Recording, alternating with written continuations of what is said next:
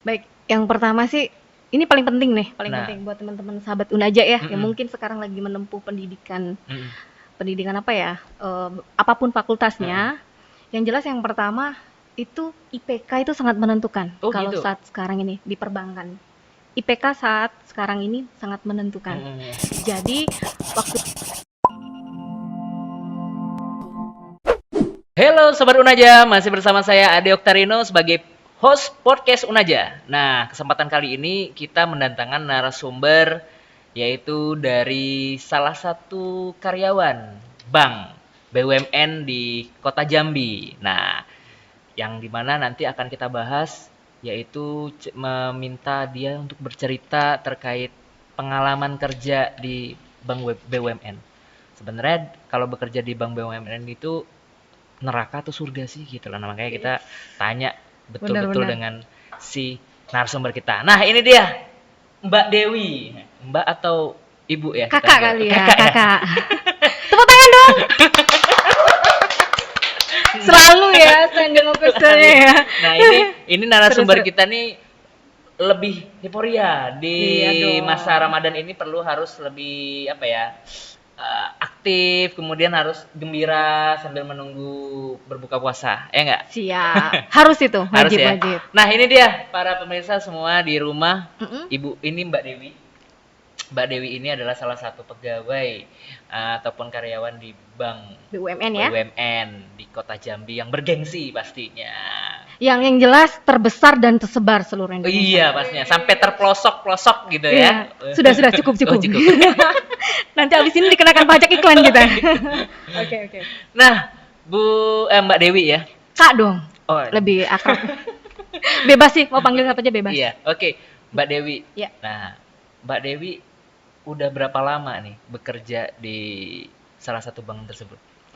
saya masih ingat waktu itu lulus kuliah itu di tahun 2009, Ah, jadi nggak nunggu lama. Jadi waktu itu mulai dapat kerja ya, ah, ah. keterima itu di tahun 2010. Jadi ada masa tunggu nggak? Nggak ada, Nggak ada. alhamdulillahnya. Oh, Jadi alhamdulillah untuk langsung. teman-teman nih optimis ya kalau sudah, pokoknya kemarin itu saya fresh graduate lah ya. Heeh, Jadi begitu masih ngelamar. masih Hangat. culun culun kali gitu loh waktu itu Iya, ya. iya, iya. Saya masih ingat waktu itu. Masih Jadi kalau sekarang 2020 jadi udah kurang lebih 10 tahun kira-kira bekerja di di perbankan. perbankan. Berarti dari pas Yes. keluar dari sekolah itu langsung kerja di salah satu hanya itu aja, nggak ada. Yes. Berarti kalau misalkan mau lihat CV cuman hanya itu aja. Pada waktu itu kebetulan kalau untuk CV saya itu, tapi Heeh. waktu interview kan pasti ditanya, ya kan? Iya, heeh. Pengalaman yang Iya, lain. pengalamannya. Nah, yes, jadi di situ memang waktu kuliah kita manfaatkan. Jadi kan nggak Hmm. mungkin nih kita ikut organisasi kita tulis di dalam lamaran kerja kan? Oh gitu. CV kan nggak mungkin. Jadi memang Oke. untuk lamaran kerja belum ada pengalaman baru fresh Heeh. graduate, tapi ketika nanti interview boleh kita tunjukkan apa aja yang sudah kita ikuti organisasi-organisasi misalkan kan Mhm, sewaktu kita jadi mahasiswa. mhm, mhm. Kurang lebih seperti itu, Pak Ade. Oh gitu. Nah, kan pastinya gini nih, itu tuh kan orang kalau misalkan mau kerja di salah satu bank BUMN, Hmm? ya Hmm? yang Hmm? plat merah lah, kan kayak Ya. gitu. Itu kan sangat bergengsi. Dan sampai Mhm. saat ini tuh masih sebagai Calon mantu idaman lah ya kayaknya. ya kalau misalkan ditanya dari kerja di mana? Itu Bank langsung gitu. itu langsung Gitu. naik gitu. Bank mana? BUMN. Tit gitu Wah, ya, wis gitu loh. langsung Wah, flash list-nya itu. sudah langsung. Kegantengan yang Padahal dia kurang nggak tahu, tadi. padahal nggak tahu Nggak itu tahu, orang, bener-bener. padahal dianya Benar-benar. pegawai tetap atau apa pun nggak penting mereknya sudah kerja di plat Bang, merah bank benar-benar. BUMN. Nah, Mm-mm. ini semua di sobat Unaja di rumah ini kan sebenarnya pengen tahu Baik. tipsnya itu supaya bisa masuk ke kerja di bank BUMN itu apa sih sebenarnya yang perlu harus disiapkan? Baik, yang pertama sih ini paling penting nih, paling Nah, penting buat teman-teman sahabat Unaja ya, yang mm-mm, mungkin sekarang lagi menempuh pendidikan mm-mm, pendidikan apa ya, apapun mm-mm. fakultasnya. Yang jelas yang pertama itu IPK itu sangat menentukan Oh kalau gitu. saat sekarang ini di perbankan. IPK saat sekarang ini sangat menentukan. Mm-mm. Jadi waktu kuliah itu mulai intip-intip lah. Kira-kira di tahun sekarang ini dunia kerja Oh, ini minimal ngelamar itu berapa IPK-nya kan begitu. oh gitu. Zaman saya kemarin minimal IPK 2,75. Itu poin pentingnya karena Hmm, seberat sepengalaman apapun Hmm. ketika waktu ngelamar pertama IPK kita kurang itu langsung didis. Itu pengalaman kita lihat kan Oh sayang ya gitu. padahal yang pertama itu. Pantes lah kemarin saya mau ngelamar di salah Office satu boy. bank menjadi office boy nggak diterima. Itu dia. Tapi memang betul. Jadi teman-teman Unaja, sahabat-sahabat Unaja mungkin kegiatan mahasiswa kan penuh ya. Ah, Jangan lupa satu hal, boleh seabrek apapun tugas tetap dikerjakan. Mm-mm. Itu poinnya ya. Mm-mm. Terus dosen pokoknya absen pasti pengaruh ya. Pengaruh Kedisiplinan, ya. itu seperti itu. Setelah itu dulu IPK. Oh. Terus setelah itu tipsnya adalah orang bank atau kami yang saya kan juga pernah interview nih. Kami itu paling seneng kalau lihat mahasiswa itu orangnya itu nggak malu-malu kalau ngobrol ya. Oh Apapun. gitu. Pertama kan IPK minimal lolos dulu. Japla gitu. Iya. Minimal lu bisa menjual diri kita Iya dulu, gitu. ya. Maksudnya tuh kamu bisa marketingkan dirimu betul, sendiri marketingkan seperti itu. dirimu, betul. Karena kita harus tahu bahwa semua perbankan itu orientasinya adalah laba. Iya. Laba. Karena yang kita jual adalah produk. Kecuali mohon maaf Anda melamarnya di PNS ya. Kalau ASN itu memang pelayanan. Dia tidak mengejar laba. Itu bedanya gitu. BUMN. Kalau bank BUMN, apapun BUMN misalkan perbankan, Pertamina apapun di bawah naungan BUMN, ingat mereka pasti mencari laba. Dan kami sangat senang sekali jika menginterview para mahasiswa nih bisa minimal menjual diri mereka sendiri dengan caranya bagaimana? Tatapan matanya, terus minimal orang antusias, seperti itu, energik gitu. Pengalaman penampilan itu dulu lah ya. penampilan. Setelah penampilan kemudian komunikasinya bagaimana gitu ya. Cuman kalau misalkan penampilan cuma ditanya diem aja kan gugup pasti ya Pak Ade. Pasti. Makanya terus satu lagi waktu di kuliah itu pintar pasti perlu ya Pak Ade ya, pintar maksudnya itu gini, belajar udah nih butuh buku lah ya. Tapi kalau kita nggak ikut sosialisasi, ikut apa sih ya, ikut kegiatan tadi, ikutilah apa sih kegiatan mahasiswa yang ada itu, organisasi di mahasiswa itu, ikutin aja. Itu saran saya, karena kalau kamu cuman kuliah habis itu pulang ke rumah cuma nongkrong habis kuliah itu sangat mubazir. Karena di zaman sekarang ini, milenial sekarang ini, kami sangat senang anak-anak muda yang memang kreativitasnya memang pasti akan beda. Mahasiswa mohon maaf yang hanya sekedar nongkrong di teman-temannya aja dengan mahasiswa yang ikut komunitas atau organisasi itu akan beda nanti. Terlihat bagaimana minimal mereka udah tahu nih cara ketemu orang, berkomunikasi itu bahasanya udah beda. Beda ya komunikasi di dalam organisasi dengan komunikasi nongkrong itu beda Pak Ade gitu. Panjang nggak sih omongan saya itu? Enggak. Kita lagi dengerin ngantuk kan? Enggak kok. Memang kan? Seru sekali. Berat banget ini kayaknya ya, berat banget. Karena gini, Sobat Unaja ini kan, Sobat Unaja di rumah ini kan semuanya kan mau bekerja. Benar. Lulusan dari Unaja ini kan pasti mau bekerja. Benar. Ya kan? Tapi masih belum tahu sebenarnya tips triknya tuh bagaimana sih gitu loh. Nah makanya di sini kita berbagi cerita ya kan kepada narasumber yang memang betul-betul udah mengalamin. Benar gitu. itu kalau dulu saya waktu kuliah dulu saya walaupun nggak nyambung nanti organisasinya ya, yang penting pengalamannya dulu. Saya dulu ikut itu agak ekstrim, panjat gunung, panjat tebing. Wih gitu, nggak panjat pohon lah ya. Itu dia. Sejenis. Kemudian saya ikut teater, dua kayak gitu-gitu, apapun organisasinya. Tapi kan kita nggak bisa pukul rata nih semua mahasiswa. Mungkin nanti ada yang teman-teman sahabat aja bilang gini, tapi gimana dengan orang yang pemalu nih kan gitu ya. Kan semua orang nggak bisa dipukul rata. Minimal kalau pemalu minimal Anda jangan malu-maluin. Minimal mengetahui dulu lah kemampuan dari kita. Diri, kalau malu gitu. Ya sudah berarti perbanyak baca aja dulu gitu tipsnya. Kemudian tips ketiga, ingat sekali lagi kalau seandainya teman-teman tadi sudah komponennya ya. Terus perbanyak tadi sudah, kemudian lamaran sudah, balik lagi kita minta doa restu pada orang tua ya, jangan lupa. Pastinya ya. Yang jelas itu aja sih, kami senang dengan anak-anak muda yang memang karena interview pertama itu menentukan. Oh, itu gitu. Kalau di perbankan. Saya kalau untuk yang lainnya kan kan nanti ada tes dan segala macam ya, emosional ya kan? itu kan sekedar. Kemudian nanti barulah nanti terakhir ke wawancara interview. Benar. Nah, saya juga dulu waktu salah satu di Kota Jambi ini pengalaman masuk di salah satu bank itu cuman ditanyain gitu kan. Satu lagi, good looking ya, jangan lupa good looking teman-teman. Teman-teman mungkin dulu saran saya, jadi gini, kan banyak nih nanya di awal-awal ada dibacain ya, misalkan ada pas banget nih ada yang mau saya jawab nih. Di awal ngelamar pekerjaan apakah langsung melamar ke bank? Oh iya, saya dulu. Jadi dulu boleh nggak apa-apa narsis. Maksudnya gini, ini pengalaman pribadi Pak Ade. Dulu saya waktu ngelamar itu memang saya baru lulus. Jadi saya lihat dulu teman-teman di bank itu kan saya dulu belum beli hijab ya. orang bank tuh kan penampilannya pakai apa tuh kayak Oh, pramugari ini gitu ya. bukan, itu Cepol apa konde. Nah, Candi Borobudur.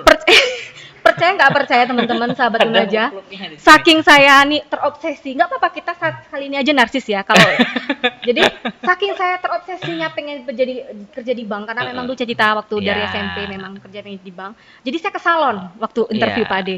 Jadi saya benar-benar niatin ke salon, saya bilang sama mas-mas salonnya tolong rambut saya dibikin seperti orang bank gitu. Jadi semua orang memang tapi Jadi ini enggak pas di salon itu nanya, Iya, ini iya jadi dia gitu. pegawai bank gitu ya. Iya, jadi penampilan yang penting. Iya, Jadi itu. Jadi betul. awal-awal memang saya langsung ke bank, kemudian tadi langsung interview. Jadi saya pengennya ketika para interview itu melihat saya tuh langsung wow gitu ya. Wow, gitu ya. Iya, walaupun nanti di belakangnya mungkin pada ngomongin bodo amat, yang penting kita udah dapat 1 poin dulu Oke. nilainya. Berarti gini, Gitu. kita harus untuk menghadapi suatu seleksi Iya. pekerjaan itu memang harus totalitas. Yes, Jangan benar cuma banget. hanya sekedar ya udahlah yang penting kalau Yang penting misalkan lamar. rezeki Mm-mm. gitu. Nggak bisa, Nggak kita harus bisa, nggak usaha bisa. ya. Terus kalau lagi cowok-cowok jangan lupa Pak De, kalau rambutnya agak gondrong coba ke salon dulu deh, rapiin. Botakin gitu ya, rapi Dibotakin. Maksudnya tuh Baju pendek lah yes, gitu lah ya. itu penting banget serius. Jambangnya pasti kita akan kelihatan Berarti kok. kalau saya Ini nggak niat bisa banget. gitu ya, kumis Oh ini nggak nggak bisa. bisa ya. Jambangnya cukur, habis Oh, dari gitu cukur ya. dari salon. Terus Oke. cewek-cewek mungkin facial dulu nggak apa-apa itu bagian daripada kita interview. Harus punya Yes. modal lah Iya. intinya gitu. Ingat, bang itu Heeh. pasti butuh orang ganteng dan orang Wah, cantik. siap. Iya Gitu. kan? Nah, berarti nanti Nah. itu dia sobat Unaja ya yang di rumah. Yes. Bahwasanya untuk mendapatkan suatu pekerjaan yang salah satunya di Mm-mm. bank itu harus yang paling penting good Penampilan, looking dulu. good looking. Setelah good looking, belajar untuk berani berkomunikasi depan cermin. Iya, benar. Ya kan, bagaimana kita untuk berbicara, public speakingnya bagaimana. Kalau misalkan takut, coba pergi ke pasar, ngobrol. Lah iya, Iya benar-benar ke kita pasar pergi ya. ke pasar, ngobrol, cuman tanya, Iya, Bang, benar-benar. ini kol ini berapa ya 1 kilo? Iya. Oh, harganya segini. Nah, kira-kira benar. kalau kilo ini dari mana gitu. Yes. Nah, boleh gitu. Kita harus berani untuk belajar ngomong gitu loh. Iya, Kalau benar. misalkan nggak ada teman ngobrol, ya kan. Kalau cuman hanya pacar kan cuma satu. Iya benar. Cuman kalau misalkan supaya rame pergi ke pasar. Bener Ya banget. nggak? Oke. Nah, kemudian nih ada lagi nih pertanyaan dari sobat Unaja yang di rumah. Apakah benar tinggi badan itu memang sangat dipertimbangkan untuk masuk di salah satu perbankan? Yap. Jadi syarat-syarat yang harus kita penuhi samalah kita kayak ngelamar polisi juga Oh, pasti gitu. tertera ya. Ada- Setelah IPK ada tinggi badan. Rata-rata kalau mohon maaf perempuan itu minimal 155. Jadi balik lagi cerita pengalaman lagi. Dulu tinggi saya itu minim banget 155 teman-teman semua sahabat Unaja. Cuman saingan kita pasti banyak, ada 160, cewek-cewek kan banyak. Tapi percayalah jika kita tadi dari awal mengetahui kekurangan kita, maka kita lebihkan di yang lain tadi. Tapi nggak pakai enggrang juga ya? Enggak juga. Kalau Jadi pulang memang pakai betul. enggrang, Jadi- akhir sudah nggak mempan kan pakai enggrang. Tinggi jadinya. badan mohon maaf dengan ini ya, berat badan harus seimbang ya. Jangan lihat berat badan saya sekarang ya, tolong. Ini karena untuk masuk ke perbankan rata-rata untuk bank ini istilahnya membuka lowongan itu pasti dari frontliner ya. Frontliner itu terdiri dari CS, Oh iya, bagian teller, depan ya. satpam. Itu yang umum. Mereka jarang buka pengalaman misalkan lowongan kerjaan itu langsung marketing. Itu biasanya mereka butuh backgroundnya pasti sudah pernah punya pengalaman dulu itu pengalaman baru marketing. diterima gitu ya. Tapi untuk kita nih teman-teman sahabat Unaja pasti mereka tuh buka lowongan untuk pintu pertama kali pasti kalian jadi frontliner kayak gitu. CS ya, atau teller. kemudian teller Yes, ya. itu aja sih. Oke. Satpam boleh loh, cewek-cewek kalau mau daftar satpam Iya bisa. ya? Iya, BRI sekarang sudah ada salah satu maaf. BUMN ya. Oke. Salah satu BUMN itu kalau nggak salah di Pulau Jawa itu Heeh. karena dia berdirinya karena di Hari Kartini, jadi semua anggota Perempuan semua. Laki-lakinya WFH. nggak ada. jadi semuanya itu Gitu. tadi. Enak juga ya jadi laki-laki ya pas Iya. dari Kartini kan semuanya cewek semua, yang laki-lakinya di rumah. Benar, gitu. WFH. Kurang lebih begitu. Memang dipertimbangkan banget untuk tinggi badan. Jadi teman-teman mohon maaf kalau di bawah 155 agak ini. Karena nanti ada pengukuran dia. Oh, Ada gitu. ukur, Oke. Nah, terus gini, kan tadi kan udah dengerin nih ceritain terkait pengalaman untuk mencari persiapan kita untuk kerja di perbankan. Nah, kita udah diterima nih. Oke. Kayak Mbak Dewi kan sudah diterima. Pertama kali nih pas diterima itu di posisi apa? Saya dulu waktu pertama kali diterima di posisi langsung jadi teller. Oh, teller. Iya, Wah, 3 bulan. Jadi Megang uang dong, Megang ya uang, kan? saya di teller. Jadi udah biasa megang uang gitu kan. Yang belum megang masalah, Oh gitu. menangani masalah. Nah, terus kan kita kan nggak tahu, Mm-mm. kan tidak ada namanya kursus megang uang. Benar Nggak ada banget, dong, nggak ada ya dong, kan? nggak ada. Nah, itu bagaimana? Apakah kita diberikan suatu training atau ada pelatihan atau apa gitu di bank? Jadi sahabat Unaja, jadi gini, kalau sudah kita masuk ke perbankan, salah satu perbankan Mm-mm. atau pengalaman pertama nih, Mm-mm. kalau saya kan dulu SK-nya pertama kali jadi teller. Mm-mm. Untuk perbankan yang sekarang ini saya bernaung, Mm-mm. itu nanti akan ada pendidikan namanya. Oh. Pendidikan, kalau kami sebutnya pendidikan ya, nanti di salah satu sendik sentra Mm-mm. pendidikannya itu ada di Jakarta. Sebelum itu keluar, Mm-mm. itu kan pasti butuh proses, kita kan daftarkan dulu tuh Mm-mm. pihak HRD-nya. Nah, kita tuh suruh nempel dulu ke senior kita.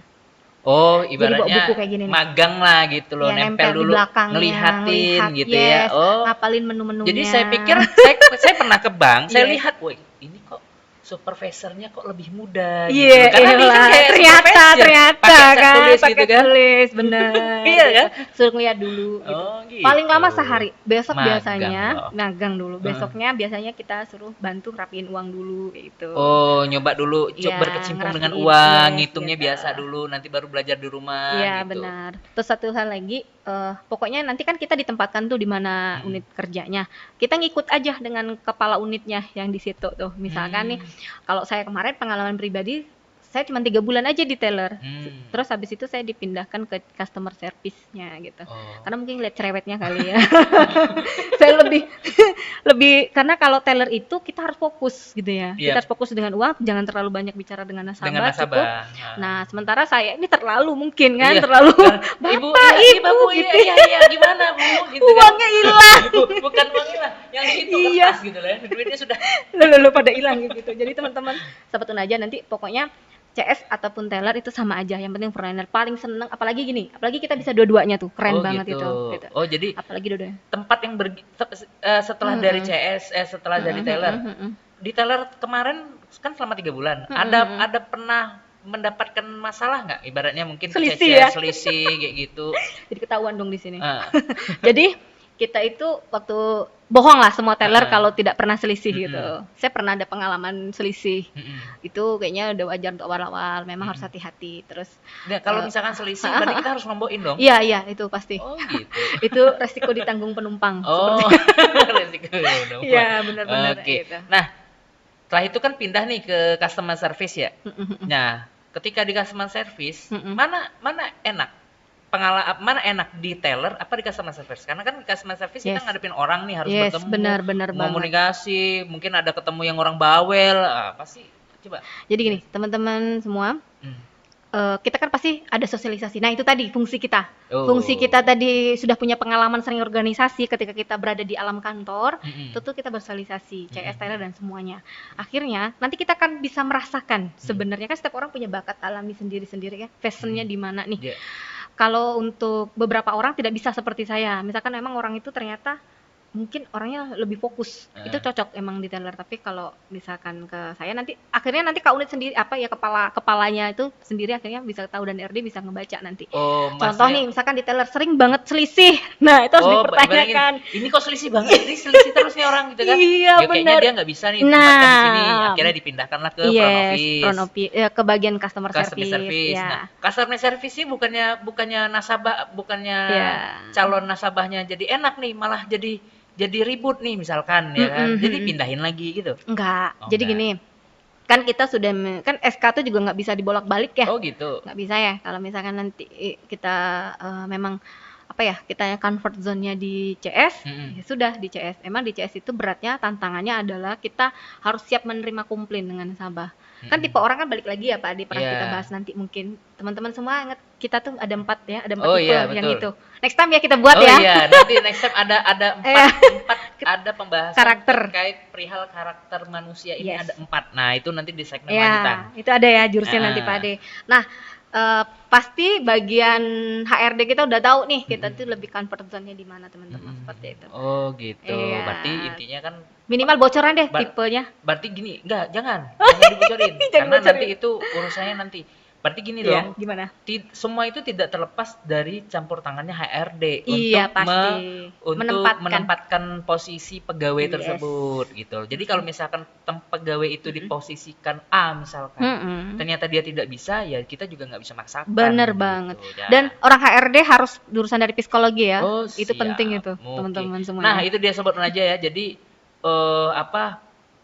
bahwa kalian nggak usah takut kalau misalkan ketika kalian misalkan kerja di bank dan ternyata kalian nggak bisa hitung-hitungannya nggak pas lah, misalkan ternyata dijadiin teller, nggak usah khawatir karena Yes, nanti benar. kepala unit ataupun HRD-nya Ya, akan mempertimbangkan nanti ya, posisinya yang di mana. Nah, betul. kemudian nih eh tadi kan kita udah ngebahas perihal masalah ketika lolos tahap seleksi psikotes dan tinggi badan pada tahap wawancara sangat diperhatikan. Apakah gesturnya saja atau bagaimana? Oh, tadi nih, ini ada yang nanya nih, si pemirsa. Kak, ketika lolos tahap seleksi psikotes dan tinggi badan pada tahap wawancara yang sangat diperhatikan, apakah gesturnya saja atau bagaimana gitu loh. Jadi pas wawancara tuh yang diperhatikan gesturnya aja atau enggak gitu. Enggak dong, pasti itu udah satu paket kayaknya sih. Oh, gitu. Misalkan gini nih, gestur kita udah oke nih, kita udah mungkin udah belajar ya, udah belajar udah mati-matian nih. Berarti tatapan kita harus ini kan, kaki harus di bawah misalkan ya, gitu. mata harus ngelihat. Tetapi kalau yang ditanya kita nggak nyambung, kita nggak bisa Sama jawab, aja ya sama gitu. aja. Oh, gitu. Jadi ibaratnya tuh satu paket lah ya setelah Yes. setelah lolos tahap seleksi psikotes. Ingat, wawancara kemudian menentukan tinggi teman-teman badannya semuanya. sudah oke. Wawancara itu bukan hanya sekedar gestur saja, melainkan komunikasinya nyambung gak Iya. gitu loh. Kemudian wawasannya luas gak Benar. gitu. Dan satu lagi, saran saya, apapun yang pengen teman-teman lamar, coba sebelum wawancara searching dulu tentang perusahaan tersebut. Oh gitu. Misalkan tiba-tiba nih, bukan di perbankan, misalkan mungkin di Oh, perusahaan iya. lain kan banyak tuh di apa ya, di Mungkin di Google ya. pembiayaan atau Ketik aja minimal visi misinya aja kita udah Oh, tahu. gitu. Visi misi perusahaan ini apa sih gitu. Produk yang dijual apa sih? Hanya itu aja. Visi misi produk yang dijual, udah itu aja, gak usah terlalu udah nggak usah terlalu luas juga gitu jadi aja. ibaratnya gini, kulit luarnya doang. kita harus sebelum kita mau melamar itu, kita juga harus tahu mempelajari visi misinya. Iya, minimal nanti baca. pas ditanya, Iya. misalkan ditanya nih, oh saya mau memajukan sesuai dengan Iya dong. visi misinya Sama dong kayak ini, kita gitu. ngelamar pacar kita kan? Siap. Iya kan? Ditanya sama calon mertua kita kayak gitu juga kan? Kita kepo kan tentang kesukaan dari pacar kita tuh apa sih gitu, teman-teman semuanya, bener kan? Boleh cerita. Boleh. Ya kan, tipsnya tuh itu salah satu tadi itu gitu, teman-teman semua. Nah, kan tadi kan Mbak Dewi sudah di front office. Yes. Pastinya udah nemuin beberapa calon nasabah ataupun nasabah yang komplain terkait perihal bank dan segala macam lah gitu kan. Nah, kemudian mana enak? Sekarang posisinya apa nih, Mbak Dewi? Saya kebetulan sekarang jadi RM Dana. Jadi Relationship Manager Dana itu funding lah ya, funding officer. Ibaratnya tenaga pemasar bagian tabungan. Nyari uang lah gitu lah, nyari nasabah lah gitu ya. Suruh nabung. Dari sekiannya ini, mana yang lebih stres tingkat stresnya gitu loh. Karena sebenarnya sih suatu pekerjaan makin tinggi suatu tantangan ataupun target, makin gede bonus ataupun penghasilannya pasti lebih besar dong, ya kan? Dengan jabatan yang kemarin maksud saya. Iya. Tingkat stres sekarang dong. Kan tadi kan kita bicara surga atau neraka. Iya bener. Oh ya teman-teman, balik lagi ya. saya gini. Jadi gini, mungkin pembahasannya dari awal dulu, masuk ke bank tuh seneng gak sih gitu ya, otomatis. Seneng gak sih sebenarnya kerja di bank gitu? Ya, alhamdulillah. Menurut saya itu surga. Ya, tapi juga ada nerakanya dikit gitu. Nah, teman-teman semua harus kita perhatikan bahwa ketika kita sudah memutuskan untuk bekerja dan diterima di salah satu perusahaan, ingat, kita itu dari ujung rambut sampai ujung kaki kita tuh sudah dikontrol, minimal itu bukan diri kita lagi gitu sepenuhnya. Artinya badan kita, pikiran kita, tenaga kita itu semuanya sudah kita berikan separuhnya untuk perusahaan tersebut. Ya. Ingat itu. Contoh nih, kita udah nggak bisa seenaknya sendiri dibangun misalnya bangun pagi nih kan. Perbankan itu disiplin ya Pak ya. Jam itu harus jam segitu. Kalau enggak gerbang udah dikunci seperti itu. Kayak kita udah nggak enak. Dong. Iya benar banget.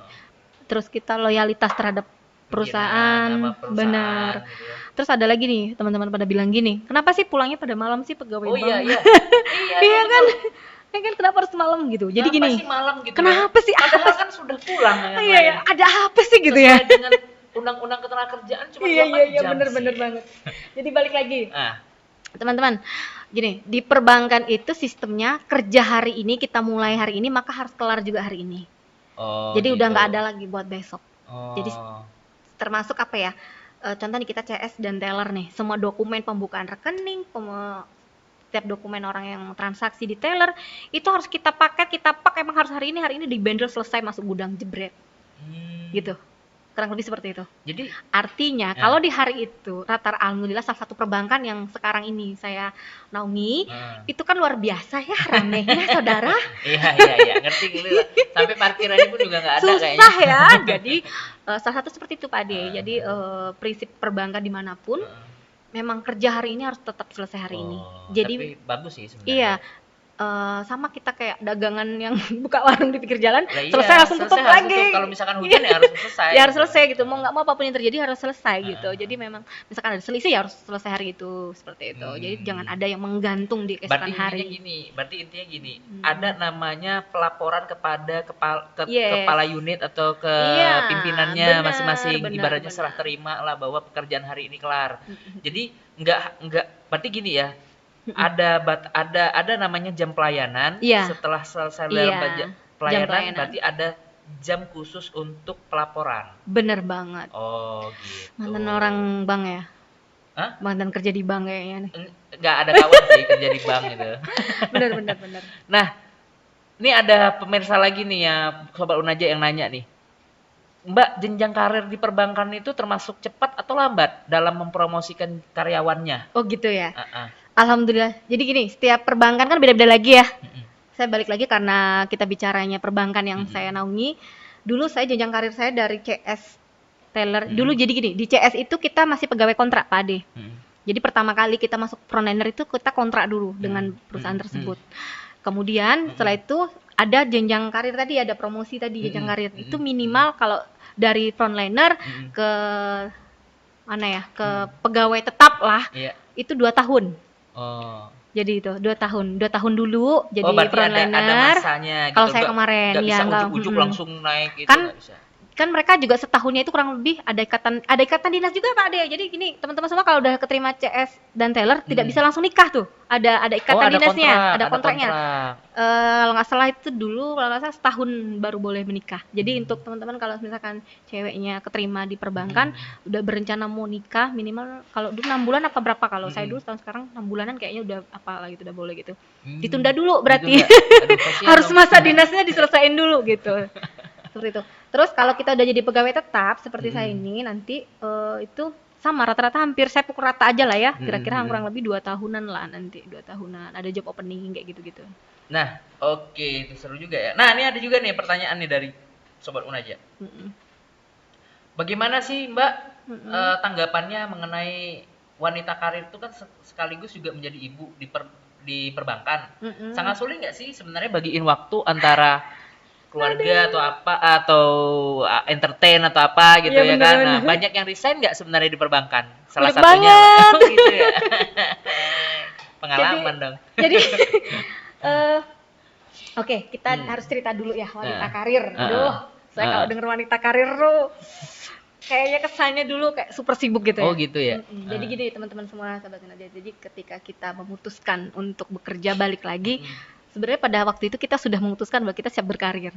Nah, balik lagi, saya nggak bisa menyamakan individu satu dengan individu yang lain. Ini kalau ke saya menjadi ibu sekaligus itu membagi waktunya tentu, aduh, luar biasa.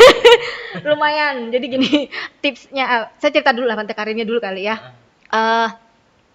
Ketika kita udah memutuskan untuk kerja, terus sudah seperti itu kita jangan sampai, poinnya adalah jangan sampai terbengkalai ya, apalagi mungkin teman-teman semua yang sudah punya anak di rumahnya. Ya kan, kita kan bangun pagi nih, artinya itu harus ada faktor keluarga yang sangat mendukung.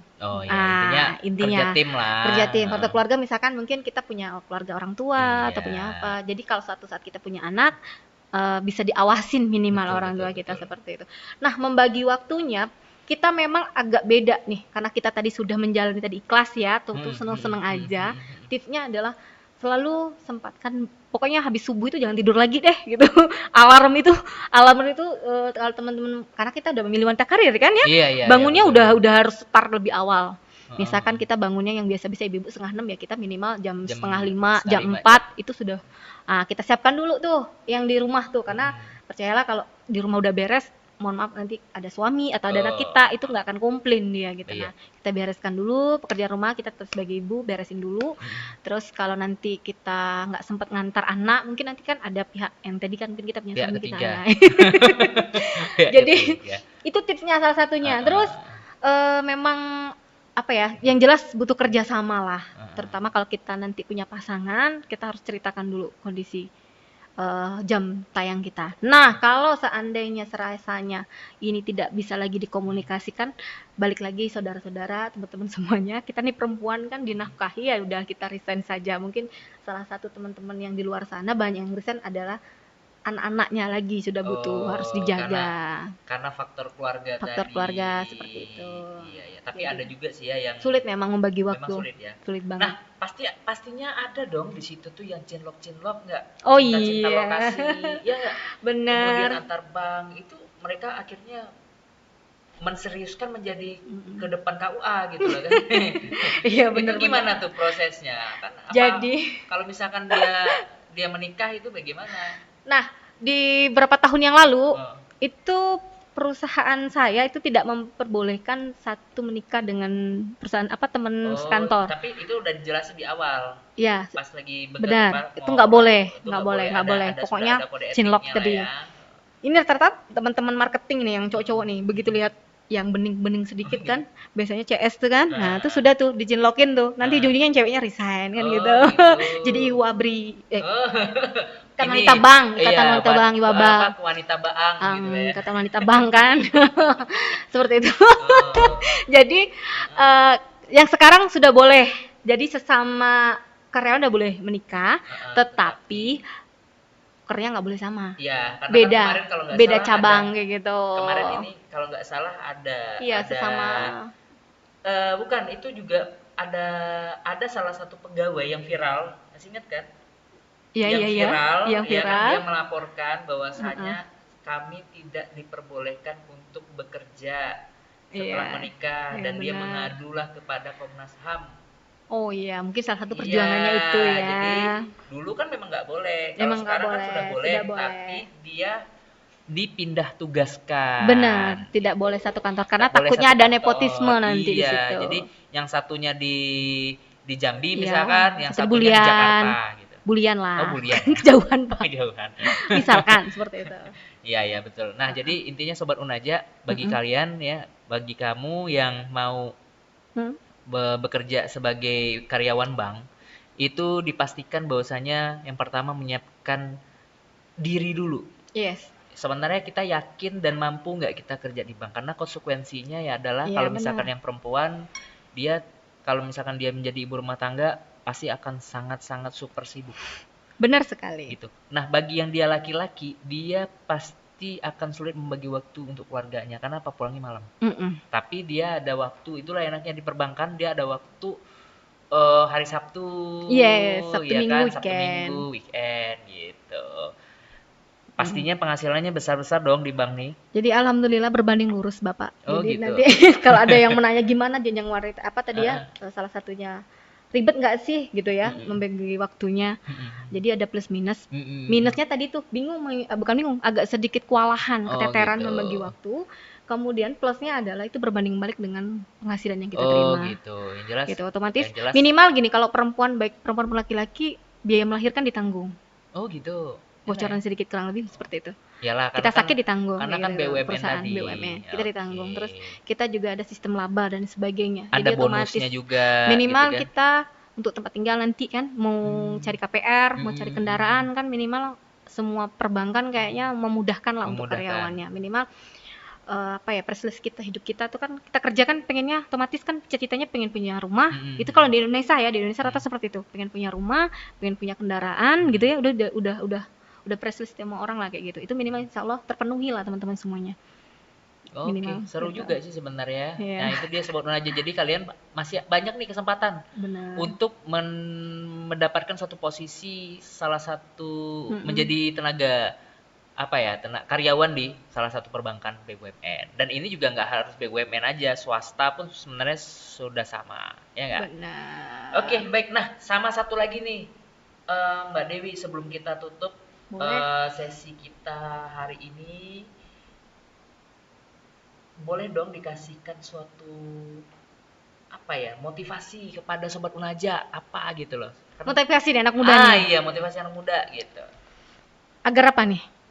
Ya agar bisa, ya Kan agar, macam-macam motivasi. ya intinya gini sih, ibaratnya, Iya. ibaratnya gini, jangan banyak ngeluh, gitu Oh, loh, yes. jangan banyak ngeluh. Mm-mm. Hidup ini jangan banyak Yang ngeluh, penting gitu loh. sukses lah ya, motivasi untuk sukses. Gitu, iya, motivasi untuk sukses. Baik, untuk teman-teman sahabat Unaja.